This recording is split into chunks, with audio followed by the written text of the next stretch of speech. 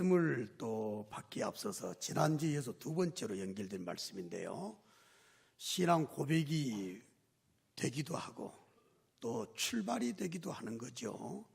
여러분들의 삶을 감격적인 감사, 감동의 헌신적인 그리고 아름다운 소망의 삶을 살게 만드는 게 바로 요한복음 1장 14절이다 말씀을 드렸습니다.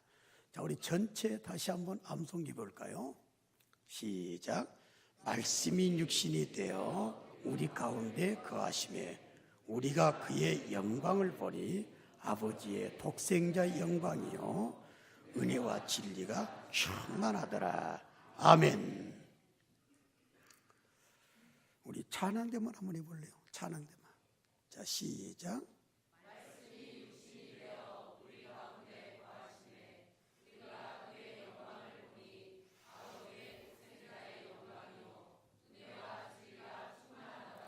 아멘. 자, 우리 2층만. 자, 시작.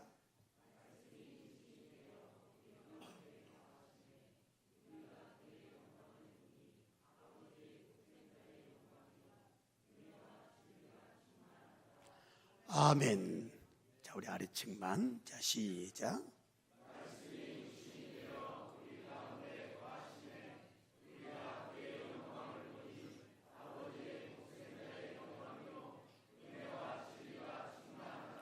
아멘. 다 같이 아멘. 예수를 믿어도 말이요, 감사가 없어요. 고마움을 표시하는 마음이 없어요. 진짜 예배를 드려도 뭐 감사의 어떤 분위기가 안 느껴지는 사람들이 있다고 말이에요. 감동이 없어요. 고마움을 깊이 마음속에 깨달아가지고 마음이 좀 움직인단 말이에요. 이 움직이는 거. 이게 없어요. 이게. 감격이 없어요. 그 고마움을 깊이 마음속에 느껴가지고 뭉클한 예배가 삶이 사역을 보게 되면 이 뭉클한 게 없습니다. 그러다 보니까 헌신 안 해요. 연말 되게 되면 교회들마다 일꾼 세운이라고 몸살을 앓는 것이 보편적인 현상이 되지 않을까 생각이 돼요. 어제까지도 사람을 세우려고 이렇게 최선을 다하는 모습들을 각 부서를 통해서 올라온 보고를 보고 또 알게 됐는데 참 이해가 안 간다고 말이에요. 그죠? 소망이 없어요. 소망. 오로지 눈만 뜨면 예수, 눈 감아도 예수. 하나님의 나라만 보인다면 우리 인생이 완전히 달라져요. 그게 전혀 예수 안 바라보니까 쌓아놨기는 세상 사람 더 쌓았네. 사랑은 세상 공동체보다 더 없어. 아주 악해. 그 세상 사람들로부터 등돌림을 받아요. 조그만 일에 시험 들어서 넘어지기도 해요. 이런 모습들이 왜 없을까? 소망이 아직 확정이 안 됐어요. 그러나 따라합시다. 말씀이 육신이 되어 더 힘차게요. 말씀이 육신이 되어 우리 가운데 거하심을 내가 믿습니다라고 이런 고백을 하게 되면 감사, 감동, 감격, 헌신, 소망 이게 저절로 있게 되고 이거는 평생 가요. 제가 예수님을 인격적으로 만난 지 43년 됐는데 내가 누누이 고백해요. 목사에서 설교한 게 아니라 그 전이 있고 그 후가 있어요. 예수를 몰라서가 아니에요. 예수를 암송 안 해서가 아니에요. 안 들어봐서가 아니라 진짜 예수님은 한 번 더 고백합시다. 말씀이신 하나님께서 더 힘차게 육신이 되어 우리 가운데 거하시게 되셨습니다. 이걸 알게 되는 게 예수 믿는 거예요. 그러니까 자나깨나 감사 그 자체가 감동이 돼서 늘 마음이 움직여요. 늘. 그리고 감격이 없을 수가 없어요. 그러다 보니까 때로는 찬송하다가 때로는 설교하다가도 때로는 사역하다가도 때로는 쳐다보다가도 때로는 말씀 읽다가도 기도하다가도 이게 물풀이 돼가지고 말이에요. 그게 눈물로 승화가 되는 경우가 한두 번이 아니더라고요. 주를 위해서 왜 못 살겠어요? 어찌 내 소망이 세상 것이 될 수 있냐 그 말이에요. 찬송가에도 나와 있듯이 진짜 소망 예수 외에는 없어요. 이 몸의 소망 무엔가 우리 주 예수 뿐일세. 우리 주 예수 밖에는 믿을리 아주 다 같이 굳건한 반석이시니 그 위에 내가 서리라.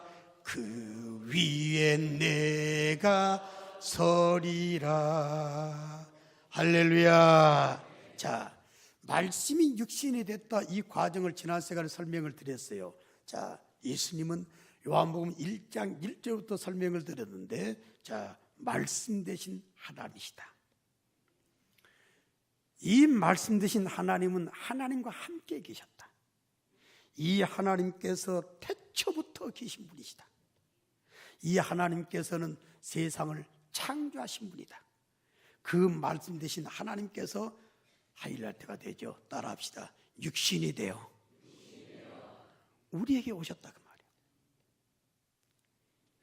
이것을 믿지 않는 사람은 이단이라고 요한이서 1장 7절 말씀을 여러분들에게 지난 시간 드렸어요. 신천지, 하나님의 교회, 기타 수많은 이단들 딱 초장부터 대어나누면 틀려요. 다른 말 하지 마세요. 성경 해석 이렇게 한 저렇게 따지지 마세요. 다 속아 넘어가요. 하나만 물어보세요. 당신들 하나님께서 육체를 가지고 오신 분이 예수님인데 그걸 믿냐 물어보세요.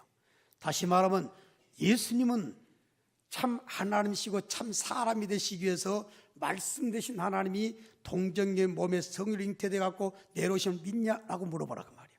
못 믿어요. 안 믿어요.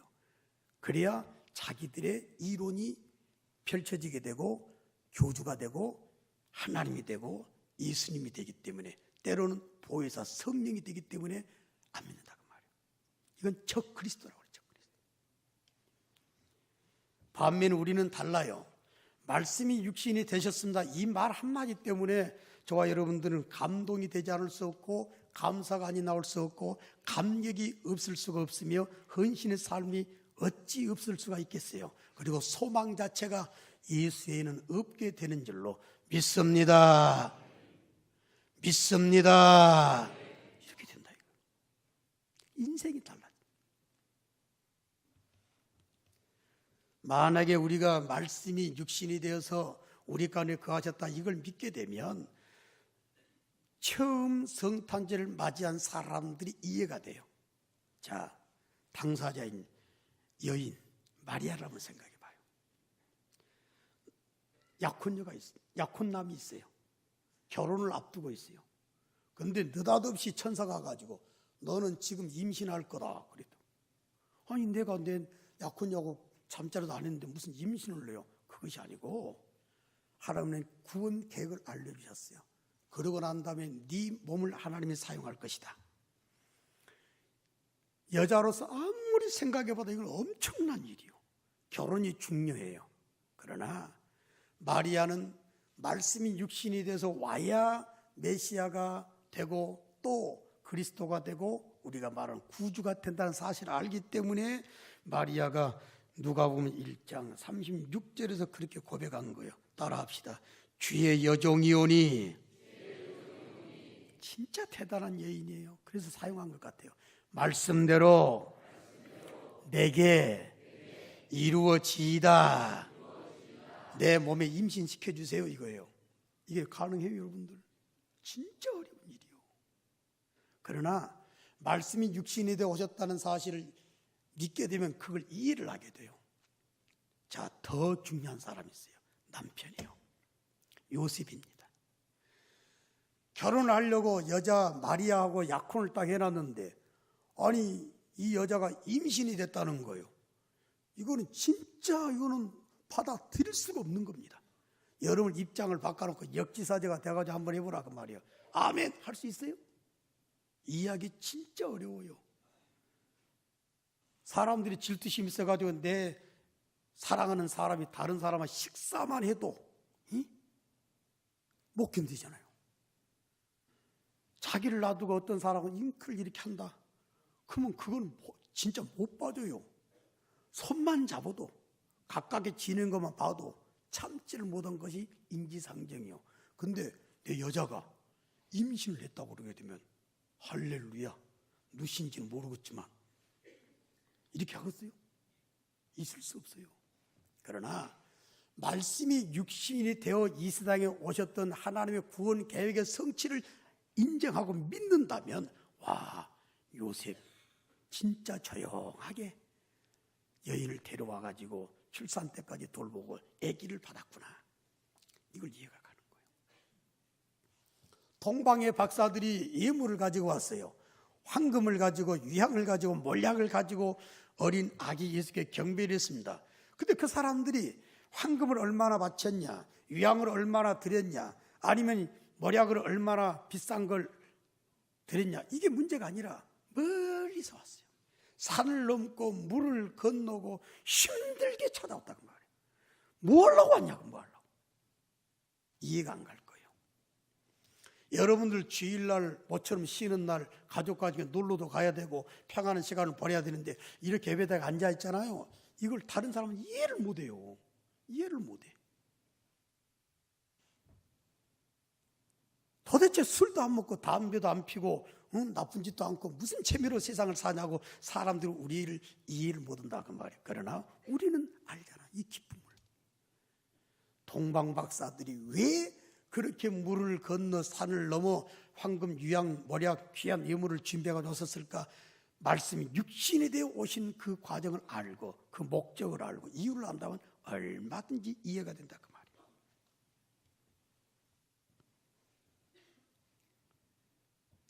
그 사람들만 이해하는 것이 아니라 따라합시다. 말씀이 육신이 되어 우리 가운데 거하심을 더 힘차게요 믿습니다 하게 되면 오로지 믿음으로 살아가는 사람들이 이해가 안 될 때가 있지만 그 사람들이 이해가 된다 그 말이에요. 믿는 사람들조차 믿음 생활을 잘하는 사람들한테 광신도적으로 믿지 말라 그래요. 적당히 믿으라고 그래요. 적당히. 그러나 말씀이 육신이 되어 우리 가운데 거하실 수밖에 없는 하나님의 구원 계획을 안다면 그런 사람들이 이해가 돼요. 저 지난주에 새가족반 56기를 모시고 야올교회 염산교회를 갔어요. 염산교회는 77명이 순교를 당했어요. 동네 앞에 바다에. 그 옆에는 야올교회는 전 교인이 66명인데 전 교인이 전부 다 죽어버렸어요. 순교를 당했다는 말이에요. 두세 달 사이에 죽였다는 거예요. 근데 그때 지켜봤던 9살짜리 어린아이가 충격을 받은 거예요. 그 아이가 지금 장로가 됐어요. 은퇴를 냈어요. 그 당시의 상황을 생생하게 전해주는데 울먹울먹하면서 전해주는 거예요. 이해가 안 될 그 당시 상황이었지만 당신이 예수를 만나가 보니까 이해가 되는 거예요. 왜 그렇게 기쁨으로 순교 현장에 다른 사람 이미 동네 사람이 처참하게 죽어가지고 시체가 돼서 물 위에 떠있는 상황을 보면서도 기쁨으로 순교 현장으로 갔을까? 세상에 그 애기들이 뭐 알아요? 중학생이 동생들 데리고 말이요, 내 동생을 데리고 순교나 끌려가면서 울지마 울지마 우리 천국 가는 길이지 않냐 라고 했던 것을 그 당시는 이해가 안 됐지만 9살짜리 애기가 나중에 예수를 만나고 나니까 그때도 이해가 가는 거예요. 말씀이 육신이 되어서 우리 가운데 거하시기 위해서 이 땅에 오셨다라고 하는 사실을 여러분들이 진짜 믿는 걸 신앙생활이라고 그러는데 그걸 믿으면 그런 사람들이 이해가 되는 거예요. 왜 도망가지? 안 도망가고 자기 양들을 버리고 갈 수 없다고 그래가지고 다시 교회로 돌아온 그날 순교당했던 문진경 전사와 사람들은 이해를 못할 거예요. 그러나 우리는 이해를 해요. 나환자들 내버려 가도 누가 뭐라 하지 않았지만 그러나 배까지 다 준비해놓고 사람들이 강제로 배에다 실었지만 배가 추락해 버리니까 목사님이 없어져 버린 거예요. 다시 뛰어내린 그 순간 접해가지고 결국 그날 순교했던 손양원 목사님을 우리는 이해하는 거예요. 송판을 걸어갔던 사람, 주기철 목사님 이해가 가는 거라고 말이에요. 여러분들 교회 다니는 게 중요한 것이 아니라 진짜 중요한 것은 또 한 번 고백합니다. 말씀이 육신이 되어 우리 가운데 거하심을 더 힘차게 내가 믿습니다. 아멘. 이런 사람들은 다른 훈련 안 받아도 돼요. 공부 안 해도 돼요. 그 감격 가지고 평생을 은혜 가운데 살아갈 거예요. 예배가 다를 거예요. 사역이 다를 거예요. 대인관이 다를 거예요. 여러 가지 모든 물질의 가치관 다를 거예요. 다 달라져요. 진짜 행복한 아름다운 삶의 모습이 여러분들의 삶의 모습이 꼭 되시기를 주님의 이름으로 축원합니다. 근데 여기까지 지난 시간에 이어서 오늘까지 설교를 또 했어요. 근데 아직도 내가 장담할게요. 내가 느낀 감사, 감격, 감동, 흥분 없는 분들이 지금도 있을 수가 있어요. 그래서 하나 더 설명을 하도록 합니다. 이사야 9장 6절 7절 말씀 보니까 아주 중요한 말씀이 있는데 하나님의 구원 계획을 이루시는 장면이 나와요. 그래서 결국은 예수님이 이 땅에 오셨는데 말씀이 육신에서 오셔서 우리를 구하기 위해 십자가 죄를 담당하고 죽어주셨잖아요. 그것을 이렇게 표시를 묘사를 해놨어요. 성부의 역할에 대해서 이사야 9장 6절 말씀 보니까 따라합시다. 한 아들을 우리에게 주신 바 되었는데 할렐루야. 이 말이 그냥 덤덤할 수가 있어요. 그러나 이 말씀은 진짜 우리를 흥분시켜야 될 말씀이다. 왜? 여러분 아들이 있죠? 딸이 있죠? 정영숙 권사님 사랑하는 딸들 얼마나 귀여워. 그치? 누가 달라면 죽었어요? 너무 딸들이 이쁘니까 내가 하나 또 데려다 키워볼까? 안 좋아? 어제 돌잔치가 있었어요. 애기 아빠가 이런 말을 하는 거예요. 이 애기는 내 인생의 전부다. 그런 거예요. 이 아이에게 나의 모든 것이 달했다. 그런 거예요. 여러분들 그 말을 딱 듣고 보니까 진짜 자녀가 얼마나 귀중한지. 제가 딸만 둘이 있다 보니까 옛날에 아들이 슬그머니 생각나가지고 완도에서 목회할 때 그 애가 지금 35인가 6인가 됐대요. 아들 임신한 성도가 등록을 해가지고 배가 불러있길래 옛날에 아들이 딸인지 몰랐던 시절이에요. 아들 나면 달라고 할 때 가져가시오 그러는 거예요. 좋다 생각했지. 그러나 애기 나가지고 몇 달 지나고 난 다음에 데리러 갔더니 못 죽었어요 해서 제 아들이 없다고 그랬잖아. 나는 이 이사야 9장 6절을 볼 때마다 그 집사님이 생각나. 근데 하나님 아버지는 줬어요. 그것도 다른 아들이 아니라 따라합시다. 독생자. 더 힘차게 독생자. 하나밖에 없는 아들을 우리한테 주시고 우리를 살리시기 위해서 허락했단 말이에요. 여러분들이 한 아들을 우리에게 주신 바 되었는데 이 말이 여러분들이 형식적으로 그냥 흰 종이에 기록된 검정 글씨를 읽어서는 안 된다 그 말이에요. 여러분들 인생관을 변화시킬 거예요. 그게 신앙생활인 거예요. 우리 북일 가정 여러분들 한 아들을 우리한테 주신 바 된 그 은혜 때문에 우리가 살게 된 줄로 믿고 아들을 우리한테 주셨기 때문에 성탄절을 맞이하게 됐고 그 아들이 바로 우리의 죄를 대속한 메시아가 됐다는 사실을 안다면 한 아들을 주신 하나님 따라 해봅시다. 감사합니다. 어찌 감사가 안 나오겠어요? 그것만 생각하면 어찌 감격이 안 돼서 뭉클하지 않을 수가 있겠어요? 좀 울어 좀 보세요. 예배들다가 찬송 부리다가 말이에요, 기도하다가 말씀 듣다가 뭉클해져 가지고 말이에요, 그걸 감격이라고 그러잖아요. 눈물 한번 흘려보셨나요? 그것이 내게 있어서 감동이 돼가지고 내 마음을 움직인다 그 말이에요. 사도 바울이 고백했지 않습니까? 내가 하나님의 일을 하게 된 건 다른 것이 아니라 하나님의 사랑이 나를 강권한다고 그랬어요. 이게 감동이에요. 감동. 감동 있는 사람이 어찌 예배, 감동 있는 사람이 어찌 주의 일을, 감동 있는 사람이 어찌 물질 좀 내놓으라고 할 때 안 내놓을 수 있겠냐 그 말이에요. 묘한 시대가 됐어요. 묘한 시대가 됐어요. 예배당에 오기도 귀찮아 지금은. 그래서 가난한 성도가 기하급수 늘어가는 시대가 됐어요. 진짜 이 시대에 정신 바짝 차려야 돼요. 한 아들 우리한테 주신 성부의 역할, 이사야 9장 6절 말씀 보니까 두 번째 성자 역할을 보게 됩니다. 한 아기가 우리에게 낳고 이렇게 나왔어요. 따라합시다. 한 아기가 우리에게 낳고, 자, 한 어린 생명이 우리에게 태어났다 이 말이거든요. 이거는 아기 예수님이 우리한테 왔다 이거예요. 그러면 이 당사자가 누구냐? 성자 하나님이요. 잘 봐요. 하나님께서, 성삼위 하나님께서 구원 계획을 세워졌어요. 구원받을 사람 택해 놓으셨어요. 근데 구원에게 율법 저봐야 죄를 더 지어. 여러분 여기서 말씀 제대로 지키면 한 주간 사는 사람 어디가 있어요? 한 사람도 없어요. 저도 아무리 화를 안 내려고 하다가도 워낙에 급한 천성이 있어가지고 화를 이번 주에도 몇 번 냈어요. 누구한테? 집에서 집사람한테. 그것도 범죄예요. 그것도 어쩔 수 없어요. 율법은 우리를 절대로 의인되게 못 만든다 그 말이에요. 하나님께서 그래서 계획을 세우셨답니다. 우리 중에 누가 가서 대신 죽어버립시다. 그때 성자께서 그러면 내가 육체를 가지고 내려가리다. 이게 쉬웠겠냐 그 말이에요.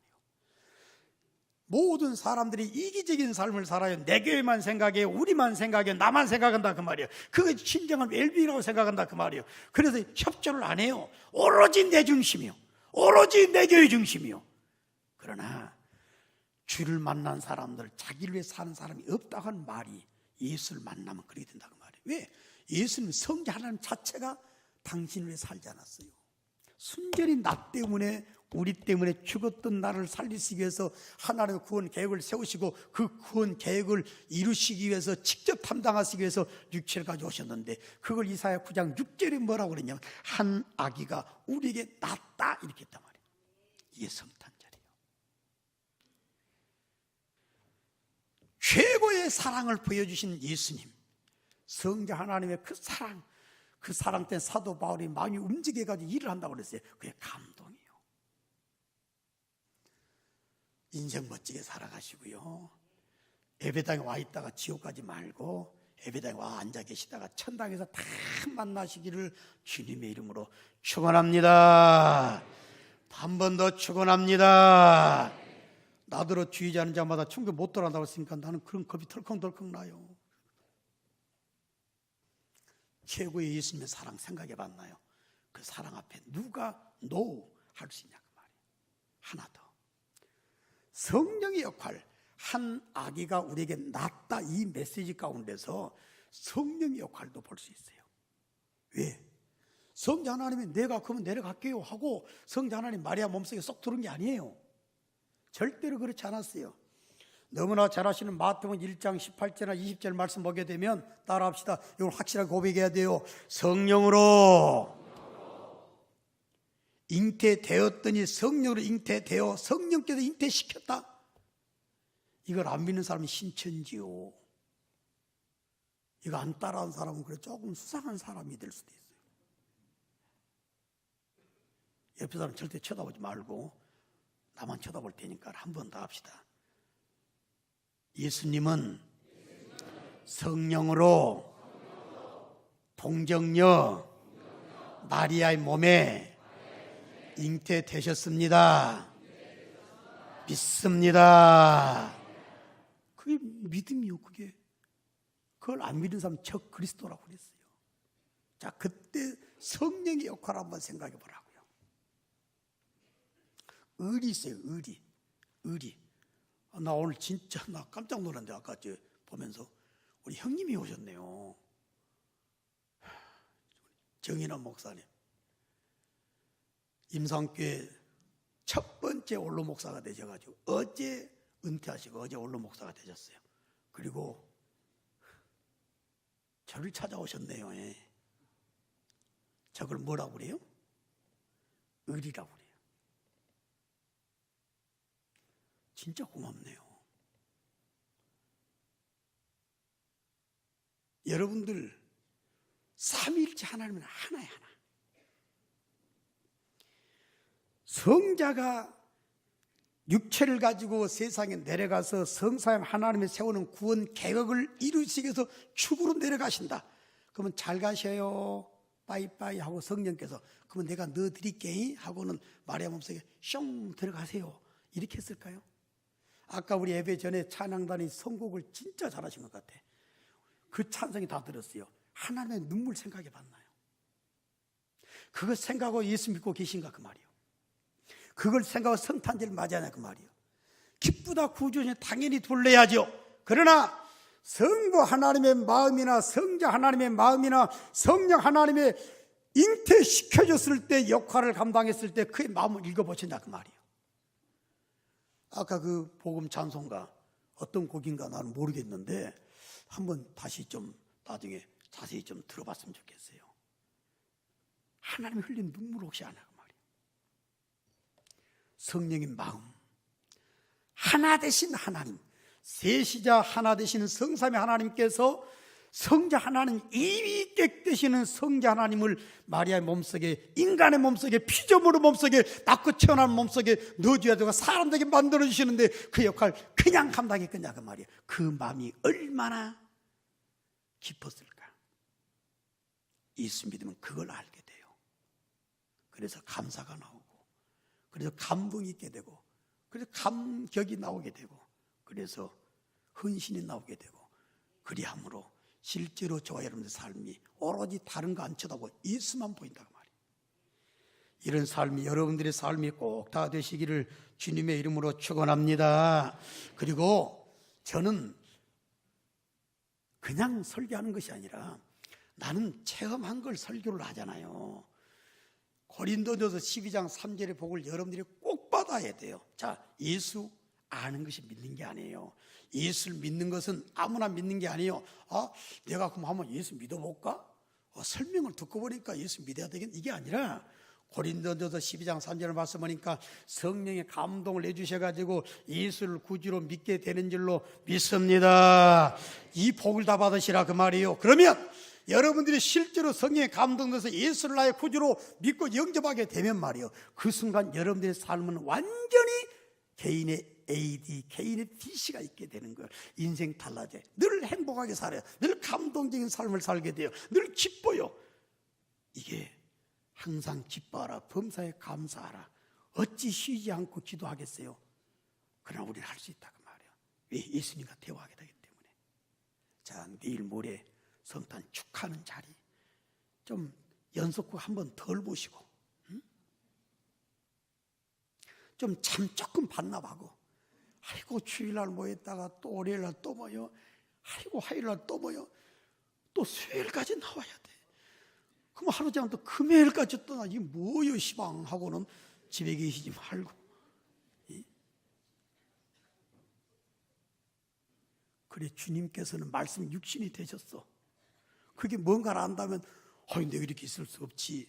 처음 성탄절을 맞이했던 동방박사들 이해한다면 우리도 아름다운 자리에 함께하게 될 거고, 인생 자체가 얼마나 아름답고 풍성해질까 생각하게 됩니다. 그런 멋진 삶을 살아가시는 자랑스러운 이후의 가족 여러분들이 다 되시기를 예수님의 이름으로 축원합니다. 자, 우리 요한복음 1장 14절 다시 한번 암송해 볼까요? 시작.